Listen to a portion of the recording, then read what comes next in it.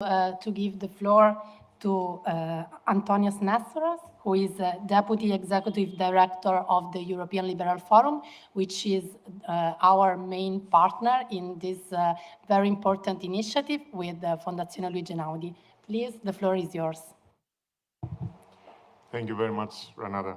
It is a great pleasure to be in a small company of friends and colleagues, and in what a place, huh? Eternal City. Such a great pleasure to leave Brussels and go south in Rome.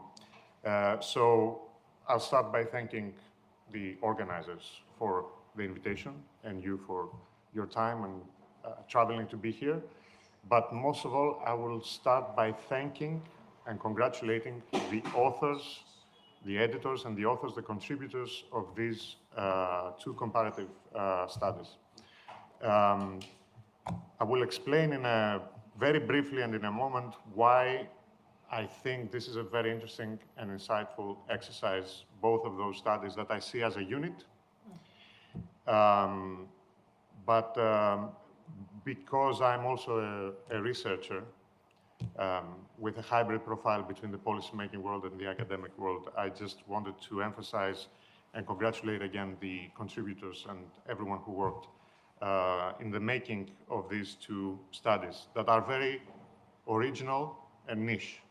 They're so original and so niche that I had to look it up. What are the RECs and what are the PPAs before I come? And after 15 years in EU policy making, I can tell you that this rarely happens. So that is one great achievement already. These two studies examine market forces and new social and economic organizations that stem from our efforts to reach the environmental goals that we have. And the EU has very, very ambitious environmental goals for 2050. The Green Deal is a major transformative act for the European society, economy, and necessarily also politics. This is what Europe does very well.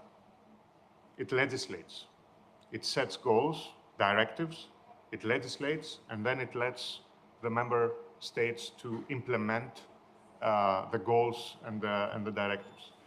But this is not an easy process, and especially when we're talking about a huge agenda, environmental agenda, that is bound to transform, as I said, society, economy, and politics. Examining the different dimensions and the different aspects of this transformation is absolutely crucial. And this is exactly what these two volumes are doing. They examine some social and economic structures in our society, in our market, that haven't been there before. Power purchase agreements and renewable energy communities are novel concepts, novel ideas, novel emergencies in our market, in our energy market, which is in a crisis. Seems like we're always in a crisis. It's becoming a cliche, but it is in a crisis, not only because the EU came and said, okay, we have these targets for 2050, and you have to reach it. And this, of course, creates, as I said, a domino effect in the market and the society, but also because we are required urgently since the February 2023 to lessen our dependence on fossil fuels because of the Russian invasion in Ukraine. So the goals were there from the beginning, but the invasion made it even more urgent. It sped up the whole process, the whole transformation. So again, this is why I believe both of these comparative studies are important.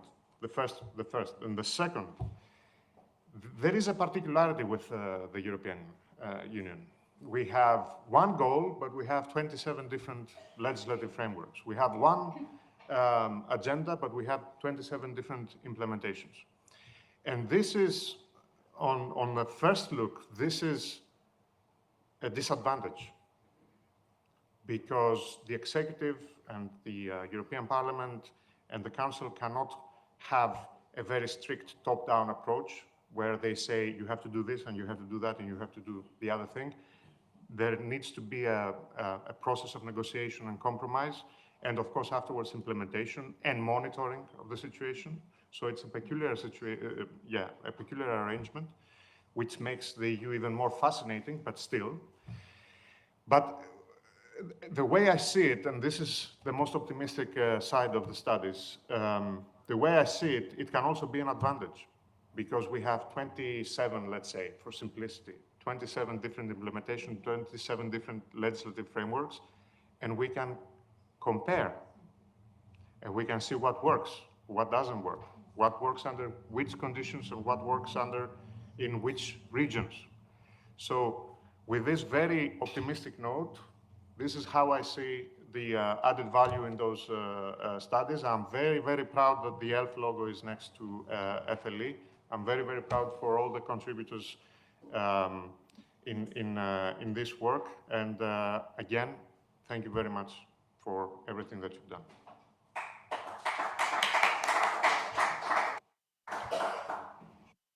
Well, thank you very much, Antonios, for your introduction.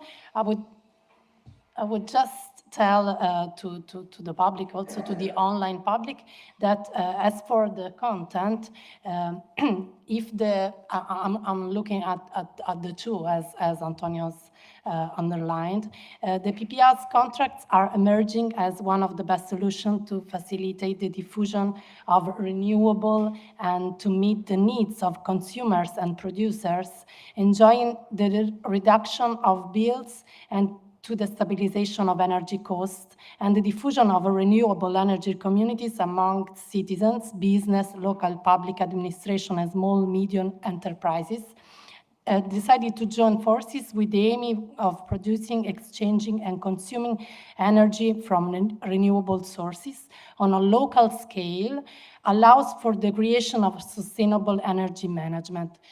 The idea underlined by Antonios of framing the legal questions. So the idea that one of the most important difficulty is to join, that every country could join a legal framework, was one of the main bases of the methodology of these two publications. So this was very important for us as a perspective for approaching the two publications. And the other thing that I would like to stress is that we try to focus on different geo-local countries, which means the Mediterranean and the North. So the idea of framing the South and the North was very important for us to try to find a single model as a best practice, then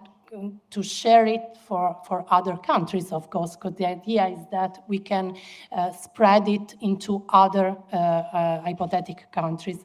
But let me also say that as an editor, I was really proud to follow Simona and your path with this publication, because we did, as I was saying before, we did a long path, like 1 year path for the publication. So it was really important for us to become a little energy community, and I think we got it. So we became like a little energy community we did our best to do it. So I was really proud to be the editor of these two initiatives, which are, I think, like a pillar for us to be continued. Thank you. I'm giving the floor to Simona now. So she will introduce the publication, and then I will give the floor to the moderator and the authors. Thank you. Thank you, Renata. I will just add a few words since both you and Antonio's, took the very important, actually, messages and feature of the two publications. So I would like to thank, first of all, the Luigi Einaudi Foundation for this opportunity, and the ELF Foundation as well for financing these two studies that to me actually were really important because, as you said, and as Antonio said, from diversity can be an opportunity and not necessarily an obstacle. So I hope that these two publications helped, us and then the policy makers above the national and EU level to address what actually are the main barriers to the diffusion of these two tools that, as I said also during the press conference, will become very important in fostering social acceptance of energy infrastructures, as well as more in general, to promote energy projects. Of course, there are factors which explain the heterogeneity, which are outside the control actually of the EU legislator, since political stability is of course one of the factors that actually shapes the current situation in different countries concerning the legislation on PPAs and energy communities. But at the same time, since there is a debate ongoing from many years on what should be the barriers, and now it's time to act, since the energy crisis and now the conflicts between Israel and Palestine told to us how energy is more and more a motivation and actually determinant of social welfare, social security, and economic stability and prosperity in a world which is more and more interconnected and integrated. Last but not least, I would like to thank all the authors that contributed to these two publications. I hope that this is going to be the first work of many that we are behind. Energy is not an easy issue. It's not, I would say, also a topic for women, but I hope that is actually community will enlarge to more and more women contributing on this. But since it's not an easy topic, it's a topic that you study just because you have a passion, and hope that this passion that contributed to meet between us, will shape also future works and future relationships. Okay, thank you very much, Simona. Now I'm inviting the moderator and the authors, till the table ends, to sit there and have a little discussion on your publication. So I'm going to ask Simona to stay there because she's also the author. It's not my fault. Then I'm asking Márton to come here, Ricardo and William. Thank you.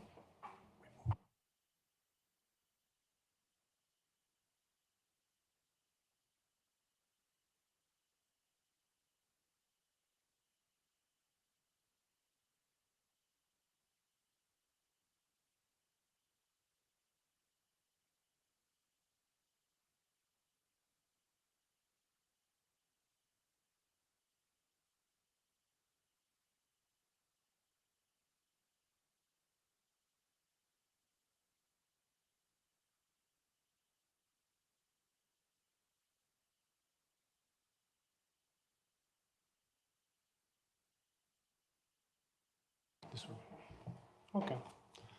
Can you hear me? Oh, yes, you can. I don't even have to be so loud. So welcome everyone to the first, let's say, panel discussion of this event. To those of you who don't know or following us online, we are talking about first this publication here. If there is a camera, now it can see it, but who knows? We are talking about PPAs, or power purchase agreements, with the authors of this publication. I'm going to introduce those present because we have some in the audience waiting to strike. So first of all, I'm Márton Schlanger from Republikon Institute in Budapest. I'm a researcher, so we will see how well I did my research in introducing our authors. So first of all, we have William Hongsong Wang from the Fundación para el Avance de la Libertad from Spain, who is one of our authors. And also we have here, you already heard her speak, Simona Benedettini from Luigi Einaudi Foundation, well, she's on home turf here in Italy. and also Ricardo Silvestre from Portugal, from the social liberal movement. Very good. Thank you. So without further ado, let's not make you speak because you just spoke, but maybe William can start. If you can introduce us to what your findings were in the publication in 5 minutes. Thank you. Okay, thank you so much. So, well, the first finding is that, actually people were thinking that Spain economically is behind the other European countries. But however, we can sort of proud of what Spain is doing in energy policy, especially on PPA. So Spain actually is one of the pioneers of adopting PPA policy in Europe, actually adopted the first regulatory process. A law was passed in 2019, even 1 year before the pandemic. Many countries in Europe started talking about PPA, after the pandemic, but we started to do that in 2019, surprisingly. So we, in my chapter, actually, that we have 4 important findings. The first of all, so Spain actually is doing well dysregulate the small scale on-site PPA installations.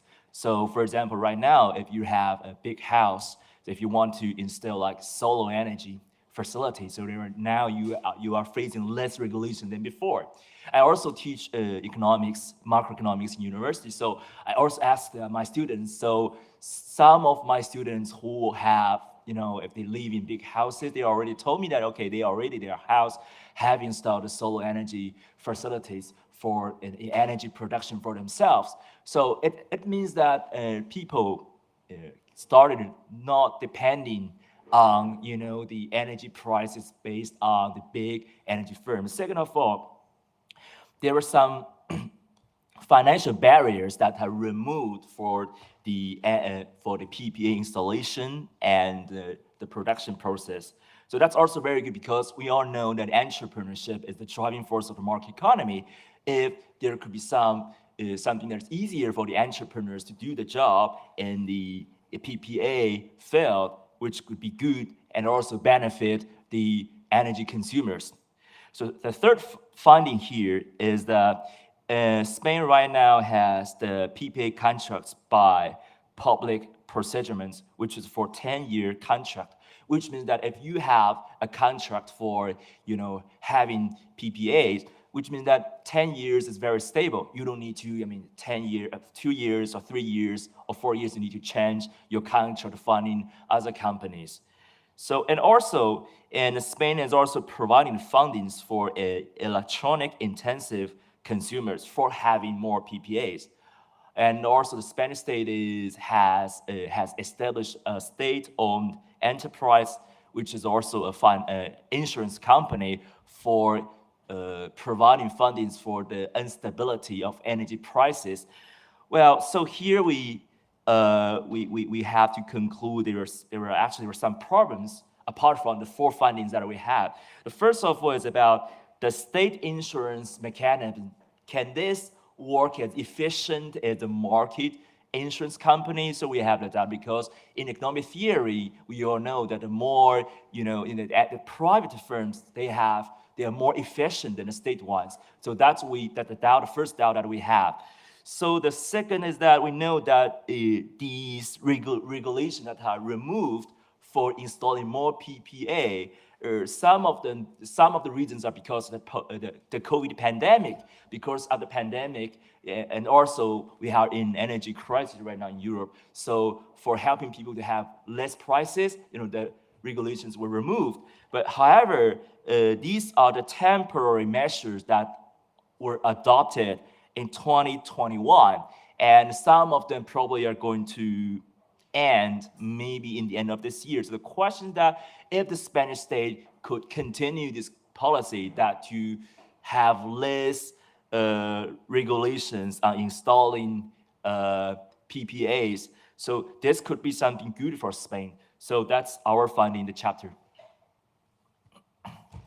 Thank you so much, William.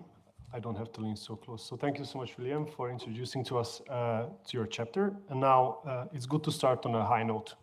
And now I would like to ask Ricardo if you could introduce us to your findings. regarding Portugal. Sure, I'm going to break protocol and give my time to Simona. Please, Simona. Oh, yes. Come on, Ricardo. No, just kidding. Well, I'm not going to talk too much about my chapter because you can read it. But one thing that was really interesting, not too long ago, it was like 2 weeks ago, I was invited to be at the EPP event. And actually, I put a tweet, I refuse to call it X. I put a tweet saying, well, I'm behind enemy lines. Why? Because of this document that they were analyzing, which is the electricity market reform of the European Union. And I thought it was interesting that the MEP, that's actually she's from Portugal, it's called Maria da Graça, she was mentioning during her talk to a Portuguese audience that was very eclectic, from media to politicians. The mayor of Lisbon was there. Some MEPs were there. And one thing that she mentioned on this reform was the importance of PPPs. And I thought to myself, good, in a week I'll be in Rome defending PPAs. Sorry, I said PPPs, that's something completely different. PPAs for the electric market reform.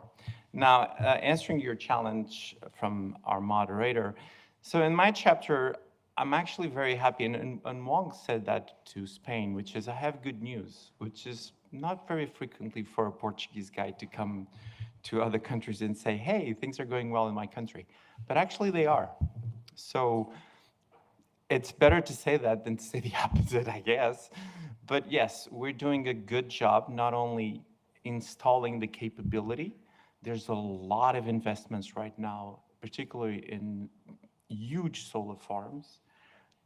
And the government, and I think that was pretty much the challenge that Simona did to me at the time, was like, all right, let's talk about how is the regulatory framework and what can be better in Portugal. And as I'm writing the chapter, one thing that was really, really pleasant to me was, as I'm writing it, I can write that the electric market in Portugal, it's not state-run. And I remember our Hungarian friends, and you're here with us, and also you're from Republikon, which is the privilege to be able to say, yes, in Portugal, we don't have a state government-run electricity grid. We don't have a state-run electricity market. And that is because of the European Union and the European Commission, and you were part of the process, I'm sure, that they came to Portugal and say, hey, this has to be market-based, has to be competition, no monopolies of energy distribution of energy sale. So that is one of the points that I make on my chapter. And the second one, which is, of course, things are going well, but they could be even better. And that is if the Portuguese government can resist the cultural tradition, which is to regulate, to put obstacles, to create difficulties. I understand why, and actually, Roxana, you're shaking your head affirmatively. I understand why, because this is a tremendous market with tremendous challenges. And I understand that the Portuguese government right now, it's playing it like extremely safe, which is let's make sure that nothing can go terribly wrong. But, and just to find my final point, the recommendations, one of the recommendations that I do in the chapter, and Simona, we discussed about that one, it's to give the market a little more freedom, not only of functioning, but also of people getting into the market, setting their own business, being able to connect to the grid, because that is another problem that we have, which is our grid needs a lot of investment. And that one has to be state-run, but actually. So there's this game of chess that is going on right now with my country, and maybe we can leave that for the discussion. But I thought it was really interesting for other countries that could read this publication and say, hey, if the Portuguese are doing it well, sure, hell can do it also. Thank you, Ricardo. And last but not least, if you could, Simona, tell us about your article and what you found. Yes, so my chapter focused on Italy. With respect to Italy, I have to say that PPAs were a topic which was hot, since many years ago, since we took a strong commitment in promoting renewable electricity generation, and so we understood quite actually soon that long-term contracting was actually the preferred tool, since long-term contracting, as I said before during the press conference, offered natural hedging, and to both the parties of the contract in terms of stability of both revenues and costs. So we started actually implementing PPA by means of the incentives to renewable generation. That time actually there was, and still there is actually a public entity, which is the Gestore of the Servizi Energetici, which is a public-owned entity in charge of managing incentives for renewables and energy efficiency, that tomorrow will speak to our conference to the Senate. Signing long-term contract for difference, with the producers. Then, when these technologies came to even more commercial maturity, so there is, the need to put these actually technologies into the market, just because, we can afford by means of public budget all the renewables capacity that we should to implement, to achieve the very ambitious European targets in terms of renewables. So some years ago, actually, the matter came at the attention of the policymakers, saying, okay, how we can foster a diffusion of PPAs, because when you have a counterparty, which is not more a public entity, but a private entity, one of the main barriers perceived in Italy, but I would say that it is shared among all the countries we addressed in the chapters of the publication, is the risk of default of both the seller in a sense, but mostly, from the buyer. So what happened in a contract of 5-10 years duration if, the buyer get defaulted? So who will buy and who will actually back that investment in renewables? Because we have to say the PPAs are actually a kind of insurance for actually financial institutions. So whenever you go to a bank to ask for credit to develop your own assets, they ask for actually a security, so a guarantee, and the PPA itself is a guarantee for banks. So we started talking and discussing and reasoning at the policy level about how actually to have the good, regulatory framework. And at that time, so we, as Italy, we committed actually research, to third-party consultants, and one of them was me. And so it was a project financed by the European Commission to set the legal framework to develop the PPAs. And at that time, 3 years ago, we implemented a very innovative tool, I would say, which is a kind of an unicum in the European Union, which is actually a platform to promote the matching between demand and supply. And this platform is managed by a public entity called the Gestore of the Merkaj Energetici. This, bring to the table another issue which is very important and which in Italy is particularly felt and which is shared also by other European countries. So do actually the market itself can promote the diffusion of renewables and PPAs? And luckily the answer is not. Still, because, as I said, there is a natural risk of default intrinsically to both of the parties. So this is why today the Commission, with the proposal that Ricardo mentioned before, which now is under a trilogue, by recognizing the importance of PPAs to foster actually the promotion by means of the market of renewable projects, says explicitly that the member states could implement state guarantees to back for the risk of counterparty. So just to say that, there is always, the truth, it's always in the middle, in the sense that on one side, we would like to have a free market where, people, enterprises are free to settle and to work. But, there are situations in which market failures arise. And so there is the need of the state to intervene. But, only if actually there is a market failures. Otherwise, we would end up, with remedies which are bad, worse than the how can I say that, the illness that we would like to address, actually. Thank you so much, and thank you for talking about this in particular, because when I was reading the paper, or the papers, it was something that struck to me that this is supposed to be a free market initiative, and still the role of the state can be so crucial in so many situations. But thank you for, at least for me, definitely clarifying it a bit. And now we have to switch speakers, because we have two more authors who would like to invite to the stage. We have Gero from the Friedrich Foundation, Germany, and we have fellow Hungarian Tamás Babic from Introductory Hungary. And thank you to our panelists who were here, that you gave us some introduction. Oh, you're staying.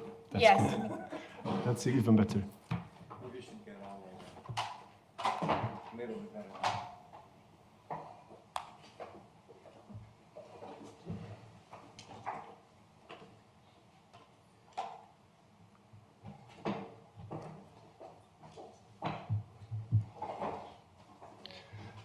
Thank you for coming to the stage. So I'd like to introduce once again Gero and Tamás Babic, like I said, from the Friedrich Stiftung and Introductory Hungary.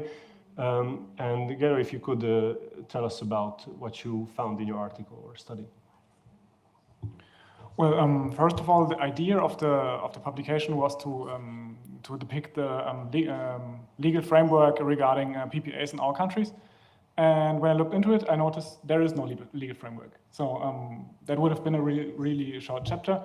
And what has happened when the new government formed in Germany in 2021, they wrote a coalition agreement, and they noted that PPAs are really important and we need to subsidize them, and then nothing happened. So one ministry published a paper mid this year, and they said, yeah, we need to have a stakeholder discussion, and nothing happened.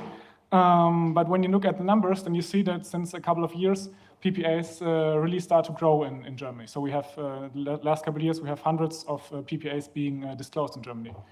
And then the question arises, if the government doesn't do anything to subsidize PPAs, why are they still becoming popular in Germany? And there are mainly, besides others, two reasons. Because in Germany, to ramp up renewable energy, there has been the Renewable Energies Act. And one important law that has been into it is that basically everyone who feeds energy into the grid gets paid for it, and gets paid pretty well for it. And so until that, there was no incentives to form PPAs, because the state would pay you really well for your energy. But this payment was kept at 20 years, and this law became started roughly more than 20 years ago. So the first plants are starting to fall out of this law. And that means that those plants don't get any state money anymore. So they're looking for another way to make money. And PPAs is a really good way for them to use the plants that they're already having to generate more income. Another thing that can be seen are offshore power plants. Then what's currently happening is that those spots for offshore power plants, besides others, are getting auctioned off. And basically the person who asks for the lowest subsidies from the government gets to operate the power plant. And what plant operators do, say, we don't want any subsidies, and we're still going to operate the power plant. And if they're doing that, they're doing PPAs. So in the technology is already in a state where they don't need any subsidies, and they can still operate those plants. And exactly, PPAs are in a state where they can use them to basically back up their fundings for it. Thank you for the introduction. And last but not least, Tamás, if you could tell us about Hungary a little bit. Yes, thank you. My job was the easiest, because when I looked it up, how PP is doing in Hungary, and I gained the market intel, I realized there is no official PPAs in Hungary, actually, only behind the meters. There is a lot of fun, of course, of them. For example, we can imagine that in Hungary there are big automotive companies. They are making many German cars or other types as well, but they want to be seen as green companies, and they already have an energy saving scheme. It's called Merkaj in Hungarian. They have some green deals, but it's always behind the meter. We have a market operator. It's called Hungarian Power Exchange, HUPEX in short. But they don't have the platform for that yet. So when I started to look into more detail, and I find the time to get contact with every major Hungarian power energy company, all the answers were the same. Right now, with the current situation, it is not worth to have PPA deals at the moment in Hungary. Why? because Hungary is in Eastern Europe and it's a landlocked country. We don't have any seaports, we don't have any sea, we don't have any connection to the world, which means offshore wind, for example, or other type of offshore energy, just off the table. The Eastern European part of Europe, as you know, have been under the Russian or the Soviet influence. So we gained energy from them, and we gained it for almost free. Every country in the Eastern Bloc relied on natural gas from Russia. Until this moment, Hungary is still relying heavily on Russian gas with Slovakia as well. Right now, we're exempt from some EU regulations. So in the past 2 years, after the invasion of Ukraine in 2022, every major Hungarian energy conference has a keyword: energy security. And energy security means for us diversity. It means that we should diversify our source of energy, our fuels of energy sources. And why I'm saying this? Because the Hungarian power generation, which happens inside the country, is 50% reliant on atomic energy. It's the Paks nuclear power plant.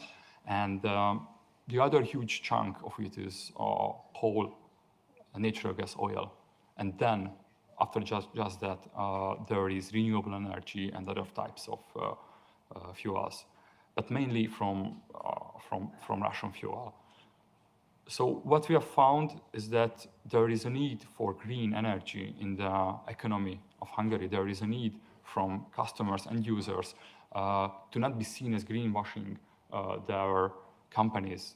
All the big fours in Hungary, for example, without mentioning their names, in audit, they already have also behind-the-meter PPA deals, but it's not put in the market. The market operator doesn't know about that.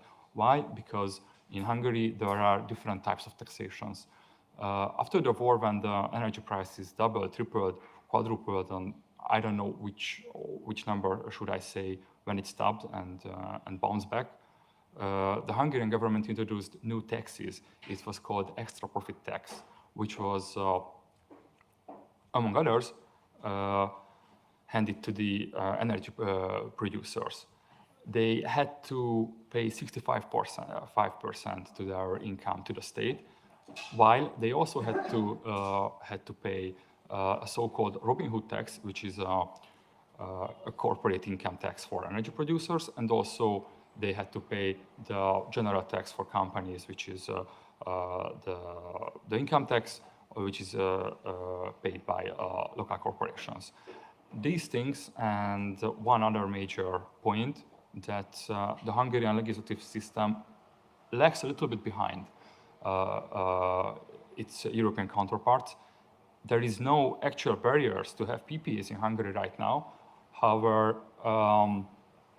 the government, when handling tough situations like this, in the time of need, always tries to rush to help the people out.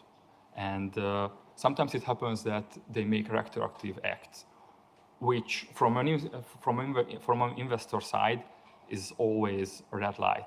That what if I invest my money in a power plant, a solar power plant or a wind power plant? Not to mention that in Hungary there is a rule that in a 12-kilometer radius you are not allowed to build windmills, which means there is no place in Hungary where you can build those. We have only a few ones left 20 years ago in the western part of the country. So in this case, investors are not really keen to invest their own money. Bankability of these projects with the set taxes are not really affordable. However, the need from the people of Hungary and the corporations based in Hungary is there. So what I found is there should be a way, and PPAs will come to Hungary, and we will have in the near future, if I'm not mistaken, a few more deals, and not just behind the meter. It will be on the table of the market operator as well. It will be seen by anyone, but it would take time, and it should need a lot of moves from the governmental sector. Thank you. Thank you. I'm also looking forward to a time where I can bring good news from Hungarian policy sector, but not yet. But now we have to give the floor. Actually, I'm going to leave here, and we will invite some more discussants to the table. Jenny Vessi, Chico Tessa, and Neralić, who will, or Márton, sorry to disturb you, but as Antonio told us, the publications are quite similar. I was wondering about doing the discussion all together so that we can do the next presentation, and then we do all together the discussion so that everyone is involved with both, okay? It's okay with you? Okay. Of course, yes. So let's shift to the other Definitely, presentation. yes. Okay, then thank you for listening.